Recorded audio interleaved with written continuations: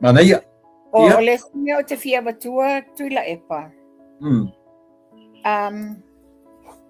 Il tulanga la le I la fonga ia ma tu singa ia wa mai e fono toe lunga le Samoa Observer. Yeah. Ai se fono toe wa e ta wana wina ai le fionga ta ilo ia sili ma le Official Attorney General.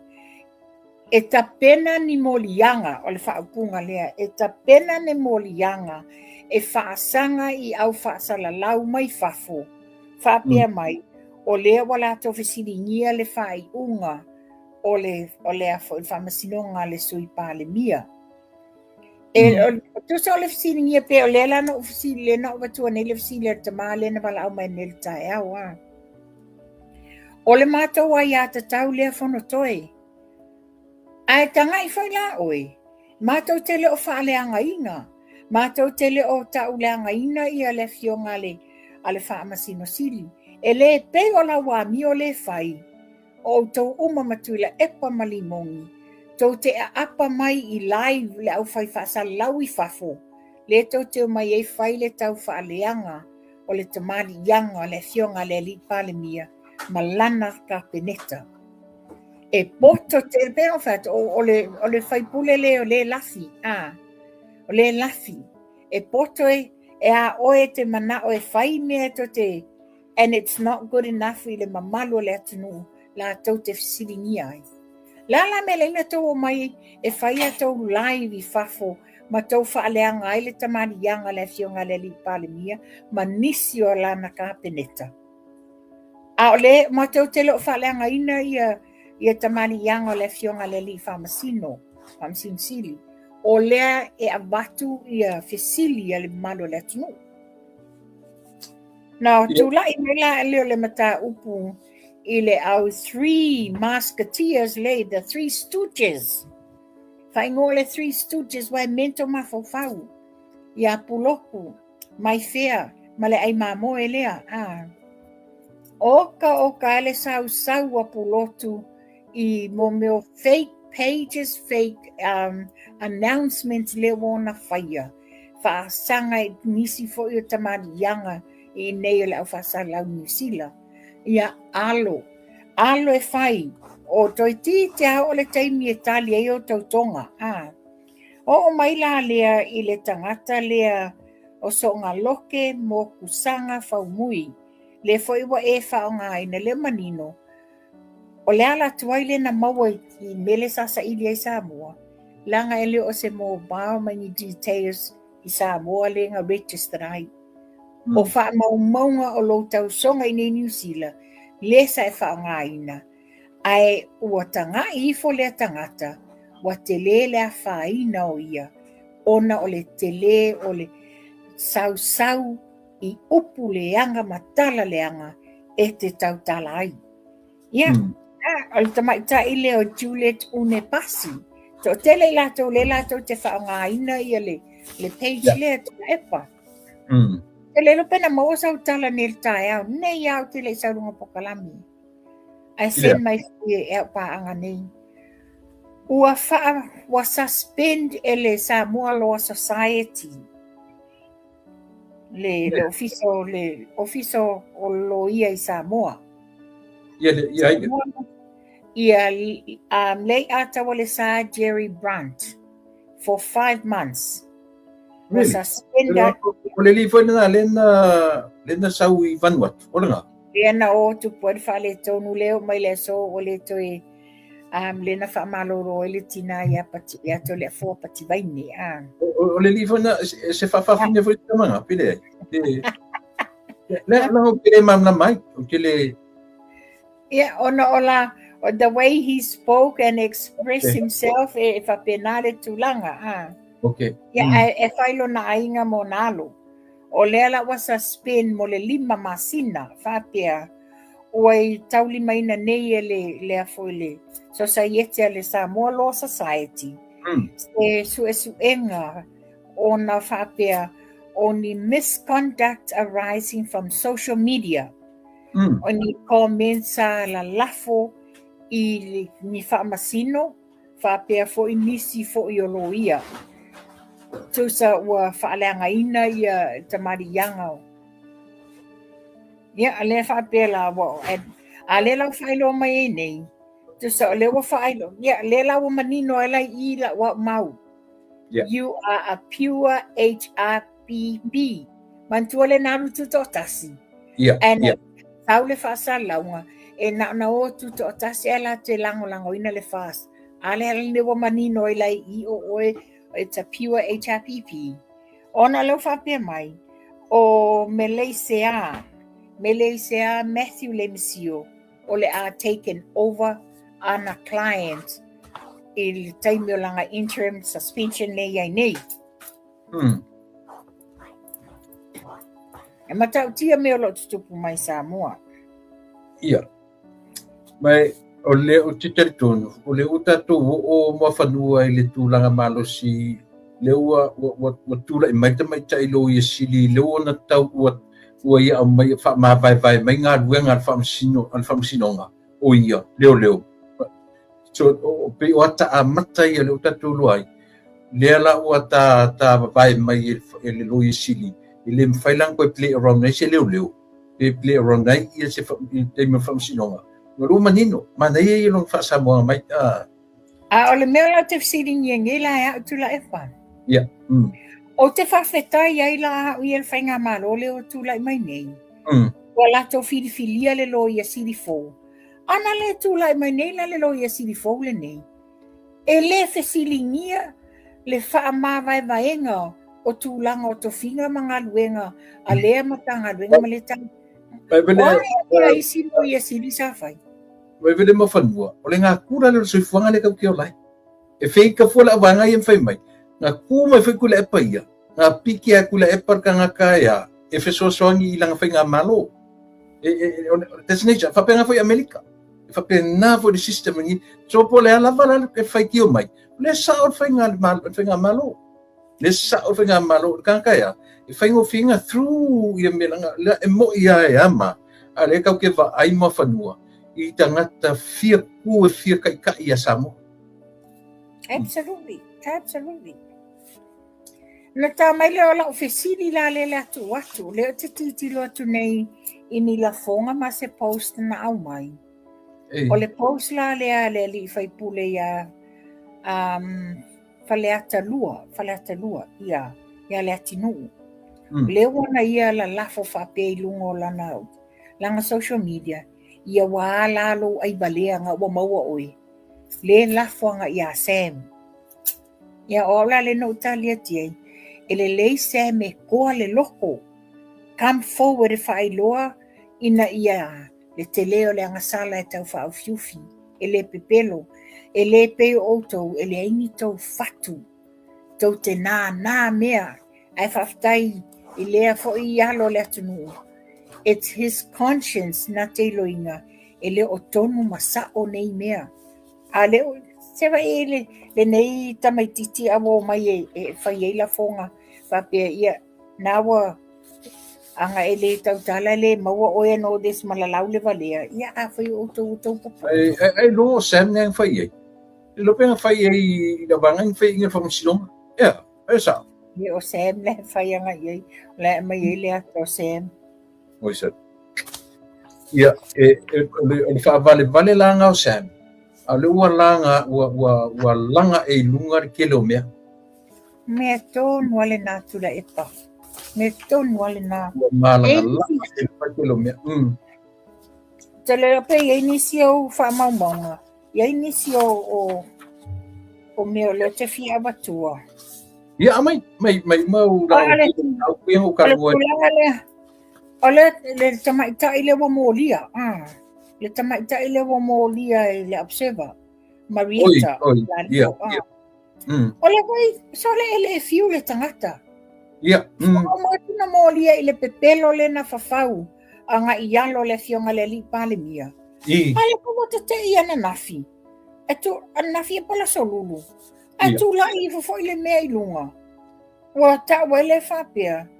Court dismisses Speaker's stop order on son-in-law. Wa whalea ngā ina al whamasinonga le poloa inga ale pongwhetalai I le atali I whatula whono. O lea whapea. O le whapea mai o le whamasinonga whai tūmalo se pola inga le tūmau mo le puipuinga. It's an interim protection order. Na talo sanga ina e leo e whai masui o le whonga whetalai. A le la ato le tolu vai aso o malanga le fionga le whonga whetalai. Lai Tasmania i fontanga wha le palimeni. A le whato a manua e ana nafi e pota lato nafi i e tusinga nei. Sole, e tau te le au fiu la waa. Ia, a le mana tatara mai tualanga nua i kurale sa ia i le in custody ia. Aga le whatua la tala tura e langa tangata e le au fiu. E le au fiu. Na tā mai la le tūlanga le se fulu miliona. Se fulu miliona a le tūmalo sa fata. Lea le mea. A o e whaafofonga mai o e le mea mai lea. Le tama mai lea. Na e nofo nei mawhaaleanga mai le whainga malo. Mawhai mai o fia le tupe na. Lea, lawa ai le tūmalo. Wa umana pāsia le kapeneta ma le fionga le li pale mia le tupe. Ai e iai ngā le finance la tō ma le treasury o i ngai release mai ai. Wa le whapena ana tanga release au su tangata sto tasi. E ta tauna iai tangata release iai ato toa la to ID mo mai sain. You know, tau tala mo le mea mai le whingaruenga se ofisa mua. Na whingaruenga ka iau kōri. Na whingaruenga ina. E le whingaruenga ofisa ngā lalo whaiwha comedian whanale. A whai anu luar whaiwha comedian. Ma le la le comedian na le alu i tau whawa lea tangata i lato tupe. Wa te whai atu ala tala tu la epa. Lea ua maua fo ine le tae au. Ni ana tustu singa fau leanga. Whai anga i le tauta ya ema le Blue Wave TV. Tau wha leanga wha pēr wa in liquidation. O lea ua su ele vaenga le inland revenue and all this. Ale maua nei, ele ni mea moni o tusinga le ali ile o pulotu. So he created. Yes. Talo, ai mai e tusinga. Tula epa o te whamanino le tūlanga lea. So se tusinga lava o ni whaaipunga le malo New Zealand. E a mai le letterhead a le matanga luenga. Ma le matanga luenga. Different ministries got different letterheads, ma logos o le namtanga luenga. Aba tu singa le una foto mai lunga social media. Ai singi menga. Ai singi ai lalo ia na ia. Wa pei o le tamalo ia whau wina. Ia alo e tali o tonga le taimie e a apa tu ai le fionga le li pule a le tautaya ia te oi. O fai atu. Yo la kam fite te ya e ave langa lo ia pe. Alanga o le me tatau. O le me tatau le tauta ya e male fionga le li pule le ale a fo Blue Wave TV. O tau na fai se tapu, o tau na fai ni mea iai. Wa tala le na fai tu le epa. Yeah. O i Australia, sao na faia le tau whaabalea i tupe a tangata. E le sao la lan tau whaabalea le ia mātou nei New Zealand. Ona ea, to a tele mātou le mātou te iloa lo na waa. Ai paula lana awala le wafai, ua sau e sasa mātou le tau whaaleanga. O au no whai atu, se a mea se o ta mawa atua i se mea, na whato a wa aila leo se mea mai, ai poe se whawhine le ngutu, ai whakawalale la watele. Sono mai? Ia, o le mena le no abatua nei, le tūranga la le ia pulotu, i ana tustusinga i au whai. O le whanong te au e whapea, o lo i ane tustusinga le ona na whaasanga anga i le whapea se lima se la wafe or something? Ioi, pe o sian tustusinga ena nei no maua nei se teimuri tai au. Le whapea mai, a whai e moi na ave e la auli ia le lima se la wafe ia talasa. Ai le i uma na tufa le se lau lima se furu mo tangata uma. o fea na au mai ai la auli le nei tupe. Io pe o lana tustusinga na no tau e ni tai au. Te li lopo ana na fipo ana nei pela te bina failanga post na. Kula e pa te whapea. Pulotu. E tele tupea ale la fionga le li palemia ele avea ma palemia. O la fionga le palemia. O lo iai ana pisinisi. O lo iai o na fale o na fanua.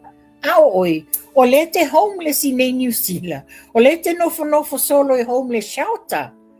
La fe au e te fsiringi e po fe mea mai e la fionga le li palemia.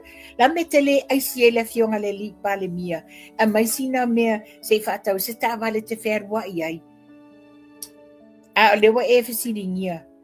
Ia, an pawa le mea o tau sanga atu le mamalo le atunu. Wai nisi o tau wai e le tutu sa uma platforms me tato te mata ai. Wai nisi o tau te tanga i fo o e ni tau whaaleanga pulotu po nisi fo la tau le vaenga lea.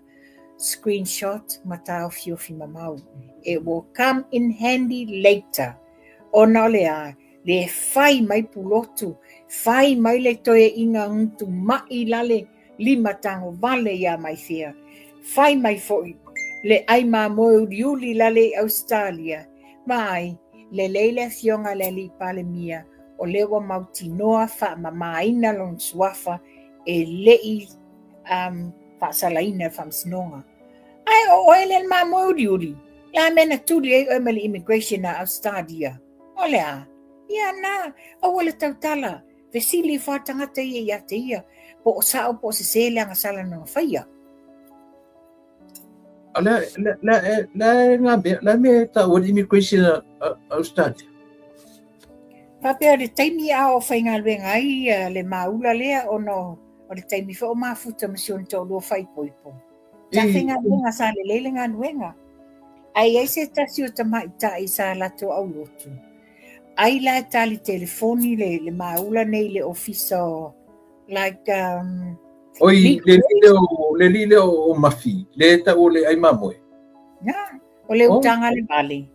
Sabela ai la o tamai ta ile nei e whainga luenga le legal aid awa pewa whaatitene i ai mafi. Ma se e ti ai le mawhawhau whapea wa tamai ta ile o yelo ia. Se e ti ai loa la i ai le mafine lea. Lela o ele fai e lola wa pe fala mele sa fai tamale al tamamai e pale tangata fapea o mai tongi mai tu pe ya ai ma faina fai la boyfriend lai le matanga venga le immigration tau pepa no fomau lela sa tongi ele telo tupe and what wai ele I fai pepa wa ye tangata wa ave deportation shelter yesa no fai o inala ye ni tangata na talo sanga fa mole o ele fa pe o la toe overstay na totongia la to tupe ile tama ile official immigration vesili ni ai loa ta umalo tangata nei ia ngoia le ala na fa ile suenga le wa bye Felicia ai loa la le ai mamo duty. Ia, o tangata da o fai pepa. Ala me ka o fo ai mamu. Ia, ai mamu le na umamai lole le immigration a Australia. Saudo fa vaila na ekalesia. Ila le. Popo ai lole little black sheep. Ia, le na. O wingo kan ka sa fai au, sa fai sanga au. Sa na fai au.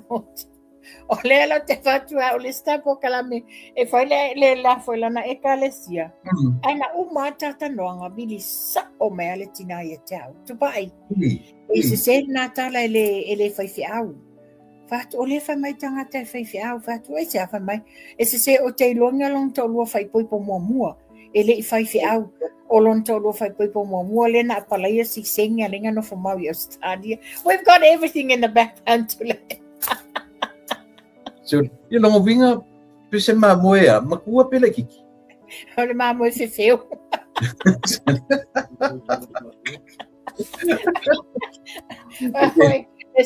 Sa tongo momu ia fono toe ma tula e pa whapea mai. oi watanga tale pa mamoe ia ai se pa mamoe e ke lo foi oi ia ke o tele kailo ke lo pula le test nga me o pa mamoe ia o mamoe ia fasawa ka winga isi ka pu winga ia male mele nei wa se fa te foi le to ina le nei o to ina te tauna avele to ina la land a tonu a yesu ye ma pa o le wa bala au fa sa la fa la wa tele li poti pa pe o te tauna fa public mai li poti le forensic auditing fordinga mai wa pole le to ina ile forensic auditing ia wai e leina e pa pole wa foi la te lo le ngasu ma le telo le se ma mena to faia le la wa mai tu le fa fordinga wa uma na sa no manino le fiona le li pandemia sa no manino foi le minsta ya tala paunga sa no manino o le watu ile loia sili ma le vaenga leo faile sa ilinga le wa le ma fai no mai nei foi fa tawa nau oi wa le na mato ready o to le wa to ina laule le famasinonga sa ilinga la mi tonu on mera wale ni tukwa mena uto mana o e tolo ono lea mautinoa to te whapui wa neila afo e lope foi atutula epa it's God's timing for everything e te lo e mawhanua tasi nai ngua to ina o Mr. Pretender e pretender go ina e o langa aikia ia whapea toi tangata, whapea toi le whina unga toi mai loa, ai le loa. Wanga ai kia nga ia au aingi whapea le atu, ai te roa, tasi le nā whainga te lora wanga, tasi le ngā whainga kere. Oi, o te le roa, how true it is tula epa. O te ana po anafi, walau marantanga te au, tu pai, musu atu awhatu, ia.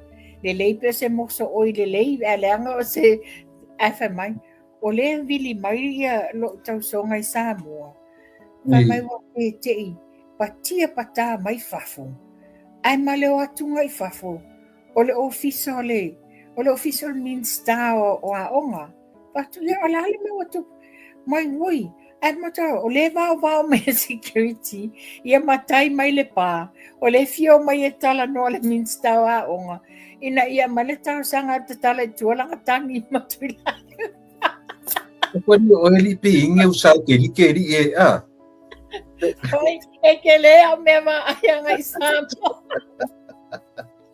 vai lo ato but ai se me mo ile nei me ia mama to e fatu o le nei tali le tai mir fa masinonga nei mai le live fai unga fa masinonga fa pe mai la ir te mai tai ala so la ngona fa msinonga li tu pai fatu wa o te mafanfana la ngai so o e fai lava so ta inga mana fionga le li pale mia o le fautu wanga le li pale mia tatu tatalo awa ne motu tatalo fatawa nau le tua e a mai lava le tadi le tua o la te mafanfana tatalo e tali mai le fionga le tua ta sanga fai ia pela wa bea le whamatala ino le mele wa tupui le mtanga venga lo fisoa onga ma me pe wa ngalo ia ai o malo vili te o ai fa pe mai lo wa saule lai van nafi ia ngau kia Paula mena sen me kakangi kia o le o kingi yanga sa fatalu la ku faitule ele no matata nei ya le tau o le mele tu sai la o kilo o le foi tua na o le unga whamasinonga nafi tu sa o lea ua va aire anyways o la ua leva o na manatu le tu malo e tu e lunga malo te lola na o la fai nil fono ale caucus ia ma le fono nei o te tonu ra o nei e pete usau se tala le sunfua le a momori atu tasira le sui mautino le la momori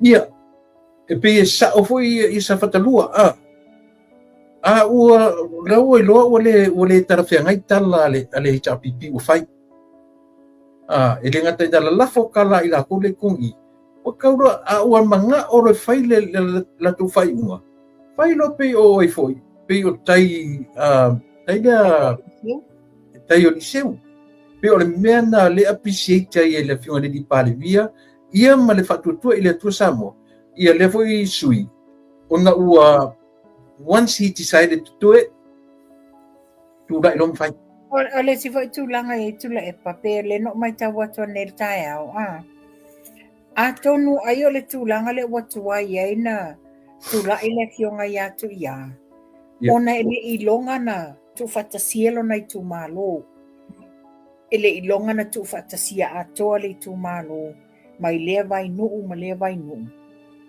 na whaapea le o na wha leo mai ia ni langona o tapa au ia whaapea fo i tamali i o le tu malo ai o lea whatoa whaafonga sa mua nei le tae au lea te titilo atu i lau lau pi i mai le tawhitoala pi i mai ia muli vai pipi i mai tu sa leo wha pipi i mai ia ingoa o vai nuu uma ia maolato sui ia pe wao ngā foi la atonu o lea la wa wha mausali ai lea fionga i atu ia ua tatala mai le tō whālo nai tū malo lea wa sa a mai foi tima inga a mai e langona o le tū malo ia pe o le no whanonga tu se tasi o tamari i whapea o ia o le supporters au ili a le HRPP. E pangalea, o i fo i lena alu i le fua fo i lena ave le fionga le li whaipule. Pangalea, o le naia le manuia la fonga tu matua inga o la lafo Ia e te tiro fo la le tu malo, tau na lato whawhetaia fo i le tele fo i o le tofa ia tu ia. Ia. Ave wha mua i la ngona lo nei tu malo. Wha mua le tamao a inga ma le manuia wha safua mai lo nei tu malo. A le asa tau i lo o e ortina. O le nai nalon whatua. O le asa tau waba ai o tau tala tu mai ia le fionga ia mai ava. I se me ua manatu i li tu malo po whaaro lava lo na langona i le turang oro iai. O te taitonu foi atonu ai o le mea foi le whaatuai tuai ai o na whai se whai unga le fionga le li whai puli. O na o le nei lawe whauli o li tō ia lo na whatua i nei. O ta tau na masi i o ia i Samoa. It's not about your loyalty to a party. Langa ele i palota ina mai a oe ele party. Na palota mai oe e lowi tu malo. So your priority and your loyalty is within the constituency, not the party. Ia, ta te whai alofa foila si ili whai pule. Io e. A whaila o le whaatau no na wharitua. Ua ta tau ia mai awa o na whai sanga move teimile nei. O e ere tangata na whaasoa mai, o ni tusinga, na whaasoa mai whapia. A whaila o le tūlanga le, ai whapose tusinga ni la fonga le fionga ia mai awa. A whai o ie loyo lava i le. Her loyalty remains with HRPP. So therefore, question mark I rolai I langa marriage. So is she prepared to weigh the scales of fairly? Yo tūlanga na iai Pero tūlanga wholana, I nei te watau le pua malafo I le fionga le li whaipule. Ta tau fo I le tū malo. Ia le wa umana whai le whono awa le tū malo. Ia le teimi lale nei, o ai lava e baba la lata so tanga por sunga whaisiau. Whaatata noa ma le fionga le li whaipule. There could be reasons behind e leina whaatoaina na tūlai Ia e mantua foi, e le mawhaina tū sa sae te tu lou le ngangana, e le mawhaina tū sa sae foi le fionga le li whaipule anu ia. Se I longa e tatala mai le tō wha vai nuu ta I tasi o le tū malo. Nā wha mausali ai, le lato lango. Le o te loa, langa foi o le anko le matu ainga le sa tawhituli mai ma. Le malanga watu le sa whai mai e tupa i o. Yes. Le winga lo tala. Wa give in le anko lo maku ainga. Mai foi le temi na no fo mai ya matu ya male lato pea. Le na o i te a. Na whai le lato pea. Ana ma popo le lato fono wha mai. So i lo wala te tonunga. O le o tasi sa whatalua. Pe o le mele na tam whai le matai le na leoa i ian. O le tuai na whai sana mu. A o lea ua ke lea kukala. Pe le ai le tu malo. E le longo le leia la tau tala i ta lafo le lato whai pule. Ioe. O le lau a vatu roma le tala le fo na whai le tala le tu malo. Ua ta tau na e tūro lunga mai resi. Ma na ia tato whalonglong atu tato i tua a mantua foi. Pasau noanga le thionga le li pale mia. E ese fo le langona le taimi le sa to e sea mai Samoa a mato whatasi atu i nei New Zealand. I le taimi sa ini leona ngasi. Ese fo longa langona. Le ona langona ina ia le pain le sa tam whai atu ai mato nei New Zealand. Ia te tau foi la le tu malo ia sa whata. Ona o lewa wala lafo ia lato whaasala launga me. Ma ele mawhaina tu sa sae whai pule alu na ia. E te tau o na fono le tu malo. A mai le langona le tu malo. O i ngā e whaalo alo ngia le fionga le li whai pule. Langona wa mai elo nei tu malo. O i nā li mataita ina ilana whai unga wale lei. O le a o walu e abe le mana onga lo i tu malo i o i le ainga fast. Ia le fato ata vai atu ila le fono le ne tae. Ia e peta te whalongo atua. Leo ama si lunga leo. Ia e te li whalongo atua la e se fonga le li whai pule. Ai on le si tūna ia ui no titilo iai. Ona o le tūlanga fo i olona whale tua. O le tatau fo i la peno whai atu mua. Uma le funtanga atua le tu malo. O le teimi lola ni o i la tau. E va la lata le lato whai ngā mea ma lea fionga le li whai pule. Whaatata noa, e iei se tūlanga, e iei se mafuaanga wa tuai e na e tūlai. O i nā whai na lato fufo ala mea ai, ma tau ma whai e la i se whai unga e tau nuu e se tau nuu unga le lei. Ma whanua, ta tia la mai awa, vise kota, a whape o mai awa vise kota le whapongai. Au te whesili lawa i o langona whaatina, ranga o tina, tu sa lea oro, na whape neila o vise kota. Lea la ua o ngani mailo to o lua i a whaipule Samoa. Io la asanga nofo e New Zealand. Le vai mei oro manatu le e suile, la sautai. Tu le pa o nofo mo titilo i na iele maliu no vai atu na fio maile li i whaipule, pea se maliu o na upo. Lena vai atu fo ila o lo o se e mai aile fionga alfantua ia mai aba. I le saumino le maliu lea. Whai o lea lava e te mulmulta i lau marriage, a le fionga le li whaipule. O lo to finga le nei o le lua wala awina. O le lua wala awina le nei. A ngā i Samoa e tali le lua wala awina. O le teimi nei, a whawhe o hau. O le whape o tamau le ainga wa wala awina. O te muli tai le wala awina o lo tō lua.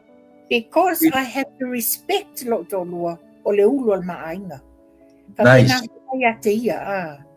O ani vevesi, o ani me tupu vaenga whai lawa fionga mai ava. Put that behind you. Because at the end of the day, your loyalty stands with your husband first. There you go. And it. O ai na pālota ina lo wali'i. Na pālota lo nei tūmalo. And that's where priority ai la le lua au nanga. Ma le lua walawina. Leo e tala noa mai i lau sai whatina. Mai o ifo. Tarsi o le whanongono mai. Tarsi o le whanongono mai. A whai o mai awa le mafuai o na toso le whai pule. Ia talo whai. A whaftai e le lei o na ua e tala noa mai ma whanua i lau wa ai whatina. Ile e tana malama pe tala no atu. Nanga le o sitina. E whaftaila i le vaenga na. Ta foi la i le tu malo ma le lato whanau nau ta inga rua iai. Le ua nau le tu malo. Aur tangata le tautala. Tangata le na mamodia le langona o le tu malo. O le die hard fan. Ale HPP. O le la ua mailo na langona. La sanga fai e fele HPP. Fai mai kala kamalo. O i sa fata atoa mai ai o e tau i o. E se lau pasene o tangata por si lia fo se lau pasene o tangata sa fata lau o fionga tuia. O lango uma i le malo o lo i ene. E aso fina. O le fesili la tu la epa. Ei. Wali lifa ia le tō wha malangona o le tu malo. Anga i le lango le whainga malo. Fesili aisea. Na tupu mua. Le ai. Aisea. Wa te le manuia wa sa saa atu tu tonu ia sa fata. Whamanuianga. O te le whamanuianga wa sa saa atu ia sa fata. Lan me iei, sa o ne tau whaaleanga se 10 miliona. Pese atu le nei tama mai i nei wa le se tupe malama na. A le watu u 10 miliona ia sa fata. Ai le ngata ilia, o le fo e ai sa fata i le manuia back to school, o le manuia o le poloketi, te le manuia o lo whamanuia i nai sa fata. Sure. Te loali mawhanua. Ata mawhau le taimi sa ta nofo ni sa mua. Le ai mangi mea whapengi so. Petoi foi. Le ai ma se mea whape so le ai. Ia, se whau. Ia, le alai e maua le back to school. Le ua toi lai titi e whanu mea lai to teo tangata. Ma le sila mea mawhanua. Tātara noi foi. Le pese ato ina lena pese e wheme. Se ua le ai se tupe. Le leo ko inga. Ma le leo ai wha i pese le te pusi. Wha i. E te roa oi. Wa pese mani. He's so full of it. E sa oer kala risko inga. O le ase se ngotu le pa mar pusi e fi ai a. Ai musa su vai de sami. Dio.